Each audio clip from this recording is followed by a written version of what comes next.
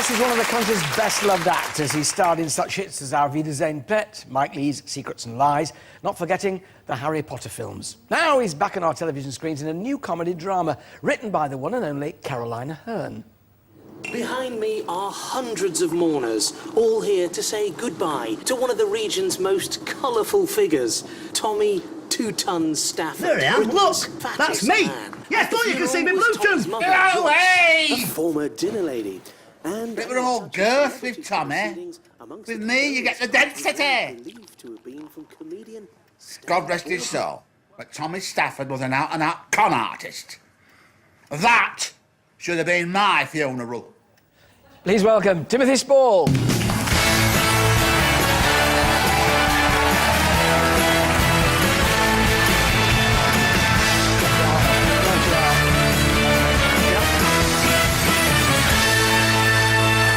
Tim, I know you're not a lean man, but there was a heck of a lot of addition going on. No, you couldn't accuse me of being svelte, but one of the only great pleasures of that was I had to add another 30 stone.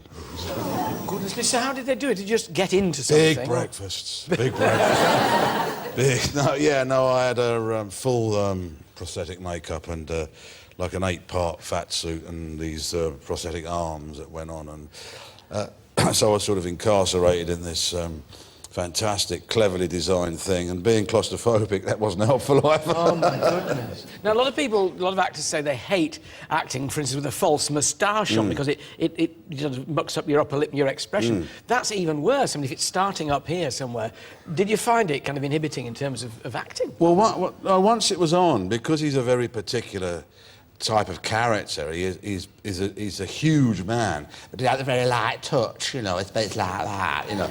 There was wonderful voice.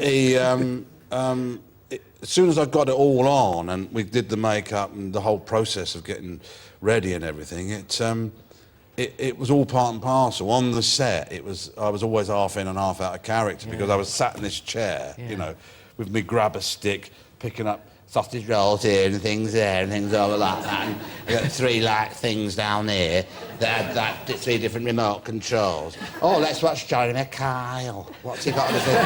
No, man, let's watch a travel show. There we are. Madagascar verified. You know, he's very, and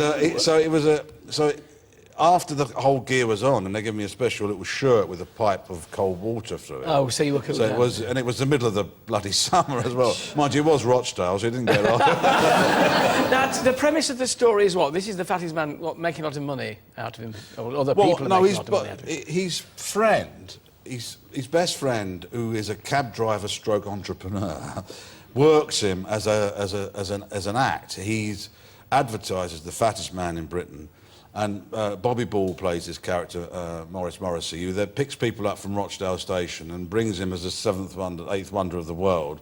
Says, no touching, please, you know, you have to respect Georgie's private zones. But he always kids him and says, you know, and Georgie doesn't like being touched, but Georgie thinks he's an entertainer, you see. He doesn't just think he's a fat man, he always sings them a song appertaining to where they're from. So when the first group of people you see, he sings them, I'm turning Japanese, I think I'm turning Japanese, I really think so. And it's a group of Japanese people. And then some Brazilian comes and he sings, oh, Rio by the sea, oh. And then there's a little potted version of the population, what the industry is, you know, and all the so on. So it sounds, are we talking tragicomedy here? It is, because it's a study in delusion, really. It's a study in delusion and desire and expectation and people trying to break into the very lower end of the show business world, you know. Written by Caroline Aherne, who is, you know, one of the greatest writers, comedy writers, certainly. Indeed, Caroline Aherne and Jeff Pope, who wrote that film Pierpoint I did about the hangman. The hangman. Yeah. Exacting to work with, Caroline? No, absolutely fantastic. I mean, the wonderful thing about when you get a script that is so beautifully written, it's your job then for you to then realise it. It's when it's wrong or there's something that needs fixing that's hard work, and then you're always having to talk to the writers, then it becomes a bit of a push-me-pull-you job. But the script was so fantastic, and the atmosphere on the set was so great. It was, you know, it was a delight. 20th of December, ITV1, 9 o'clock in the evening. I can't help but notice, Tim, your hair's looking a bit shot at. Yes, it is a bit funny, isn't it? I call it chemo chic. I'm allowed to say that because I've had chemo in the past, and it does look a bit like that. No, I'm playing Winston Churchill in a film. It's more of an extended cameo role, but it's a film about Edward VIII, who takes over from his brother just before the Second World War. His relationship with his speech therapist, because he had a terrible stutter. So it was Edward VIII who abdicated, and George VI took over. That's right. Edward VIII George VI abdicated, and his yeah. brother George yeah. VI took over. Yeah. I'm surprised you haven't been asked to play Churchill before, because you're. I don't know. I suppose I've got the sort of. Yeah. Yeah. Can you do the impersonation? We will never surrender.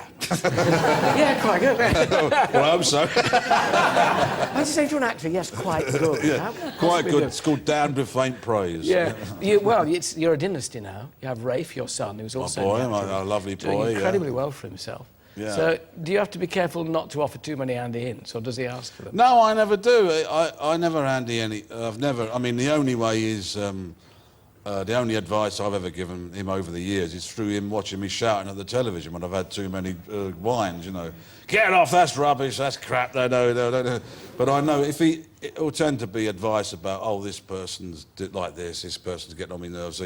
So it's more about the way the business works rather than acting tips, because he's a consummate actor in his own right. So you're quite a proud dad then? Deeply proud, deeply. I've stopped doing deals with God now. I used to say, I'll give him the part. I don't need this one.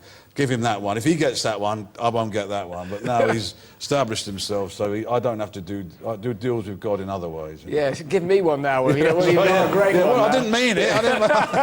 Ladies and gentlemen, Timothy Spall.